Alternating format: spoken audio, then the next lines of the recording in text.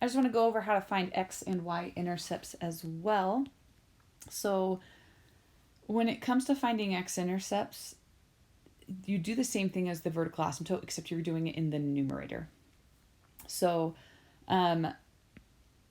here's why. When you have a fraction like x over 5, remember x-intercepts are where y is equal to 0.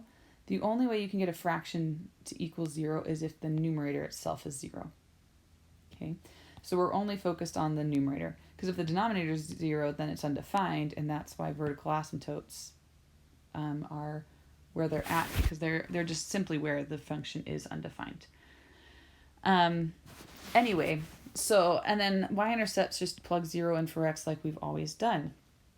So on some of these previous problems that we've already done, so I had already factored this one, so I'll go ahead and put the factors, x minus 4, x plus 3.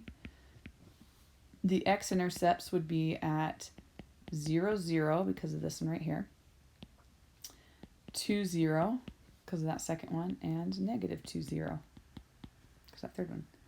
While the y-intercept, if I plug 0 in for all the x's, you're going to get 0, 0, because if there's an x-intercept at 0, 0, there has to be a y-intercept at 0, 0. So that was kind of boring. There is a quick way, though, of figuring it out with the equation. I always look at the constants.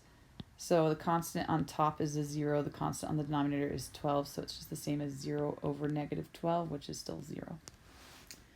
So let me show you that quick trick for y-intercept for this problem. If I look at the constants, 4 over negative 4 is negative 1. So our y-intercept is 0, negative 1.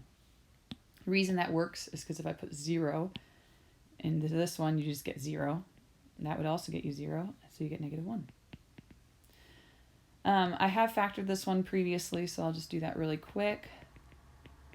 So same idea.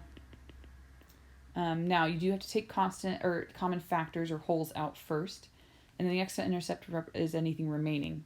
So notice there's only a 2 remaining. There's no x. That means there are actually no x-intercepts left over, because 2 can't ever equal 0. And we're trying to figure out what's going to make it 0. One more example like that. So once again, I'm just going to factor this really quick. 2x plus 3. This is another example we've already done. So same idea. The x-intercepts you do after you take out common factors. We've taken all those out. So we've got negative 1, 0. We've got 1, 0. And then y-intercept, the quick trick is to look at the constants. So just be y equals negative 1/6. Or I should write it appropriately, 0, negative 1/6.